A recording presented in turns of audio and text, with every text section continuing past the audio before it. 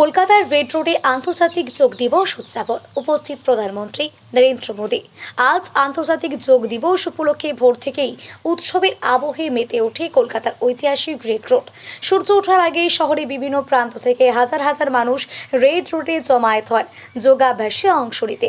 এই বছর যোগ দিবসে প্রধান আকর্ষণ ছিলেন প্রধানমন্ত্রী নরেন্দ্র মোদী।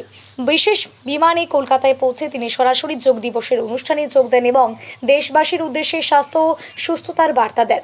প্রধানমন্ত্রীর আগমনকে কেন্দ্র করে রেড রোড ও তার আশেপাশের এলাকায় ছিল নজিরবিহীন নিরাপত্তা ব্যবস্থা।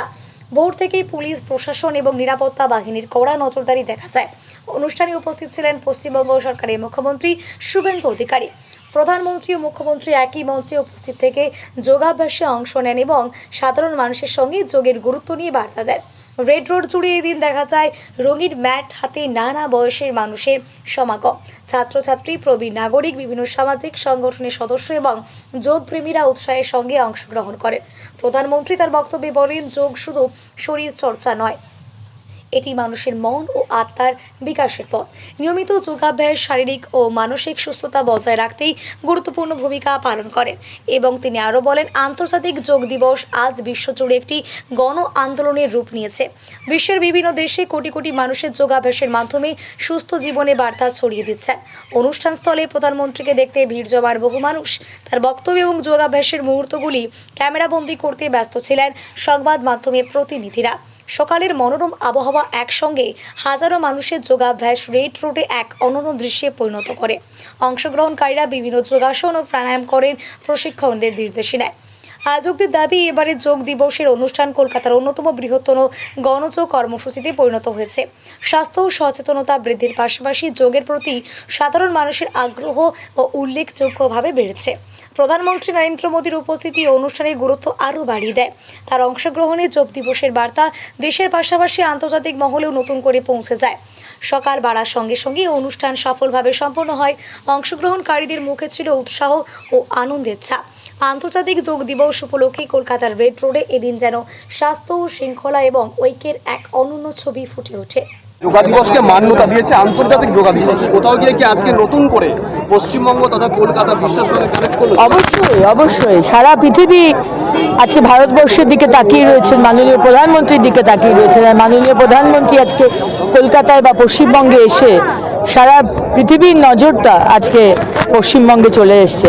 এবং যোগার সাথে মাননীয় প্রধানমন্ত্রী যেটা বললেন, স্বচ্ছতা সে স্বাগত আপ লোক জেসা কিয়ে হ্যাঁ, তোমরা যেভাবে পরিচ্ছন্নতাকে নিজের জীবনে এক হিসেবে চ্যালেঞ্জ হিসেবে নিয়েছো, সত্যি এটার জন্য ধন্যবাদ। তো এটা আমার অন্তত বেশি ভালো লাগলো, যেহেতু স্বচ্ছতা নিয়ে আমরা একটা বিরাট ক্যাম্পেইন চালাচ্ছিলাম লাস্ট 6 দিন ধরে এবং আগামী দিনেও চলবে। সো মাননীয় প্রধানমন্ত্রীর এই ওয়ার্ডস অফ ইন্সপিরেশন আমাদের খুব ভালো লেগেছে। কয়েকদিনে 7 দিনে পাল্টে গেছে এবং আগামী দিনগুলো আরও পাল্টাবে। দেখতে থাকুন, আরও পাল্টাবে। কারণ বাংলার মানুষ যোগদান করছে, একা সরকারের পক্ষে সম্ভব নয়।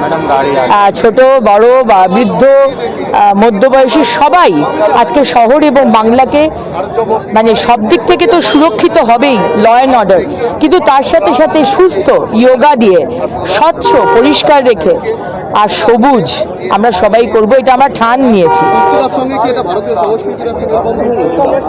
অবশ্যই যোগা তো ভারতীয় সংস্কৃতির একটা অঙ্গ। সারা ভারতবর্ষের লোক যোগাকে নিজের জীবনে যুক্ত করেছে, কিন্তু আজকে সরকারের দিক থেকে কোনো মোটিভেশন বা কোনো মোটিভেশনও বলবো না, করতেই দেওয়া হয়নি।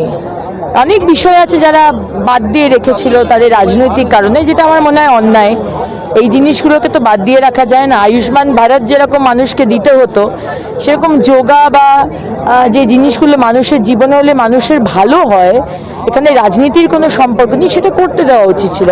হয়নি, never mind, better late than never.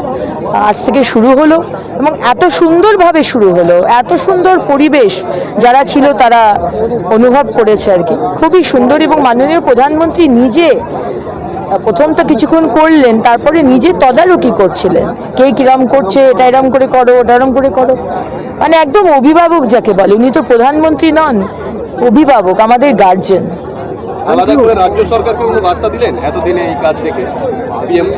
সম্পূর্ণভাবে আমাদের সম্মানীয় মুখ্যমন্ত্রী শুভেন্দু অধিকারীর নেতৃত্বে হচ্ছে এবং উইদিন আ মান্থ যে ডাইনামিক এবং চ্যালেঞ্জিং ডিসিশনস মাননীয় মুখ্যমন্ত্রী নিয়েছেন, তার সাথে সাথে যোগাকে এইভাবে এত সুন্দর করে কলকাতাকে সাজিয়ে দেওয়া হয়েছে। অনেক ধন্যবাদ আমাদের মুখ্যমন্ত্রী।